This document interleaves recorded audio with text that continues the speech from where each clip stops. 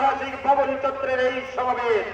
আজকের এই সমাবেশের সম্মানিত সভাপতি খুলনা জেলা ইমাম পরিষদের সংগ্রামী আমাদের কি হলো, এখনো তোমরা যুদ্ধ ঘোষণা করছো না ওই মাজলুম ওই জালেমদের বিরুদ্ধে, যাদের হাতে আজকে এই অসহায় মানুষ, দুর্বল শিশু, নারী, আজকে অসহায় শিশুর আত্মনাদ করছে, চিৎকার দিয়ে বলছে, ও প্রভু তোমার পাঠাও, তোমার পক্ষ থেকে আমাদের কাছে অভিভাবক পাঠাও।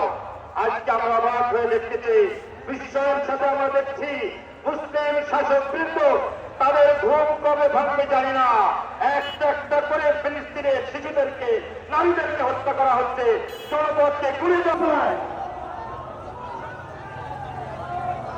ইসরায়েলের সকল পণ্য আমরা আজকে থেকে বর্জন করি। তোমরা আওয়াজ শুনো আমাদের ফিলিস্তিনের ভাইদেরকে বাঁচানোর জন্য, পুরো মুসলিম বিশ্বকে এক হওয়ার জন্য। তোমরা আওয়াজ শুনো এই ফিলিস্তিনের স্বাধীনতার জন্য। এই ফিলিস্তিন কোনোদিন ধ্বংস হবে না, আল্লাহ কোনোদিন এই জাতিকে ধ্বংস হতে দিবে না। ফিলিস্তিন জিন্দাবাদ। সবশেষে আমি ধন্যবাদ জানাতে চাই আজকের এই সমাবেশের যারা উদ্যোক্তা, খুলনা সকল রাজনীতি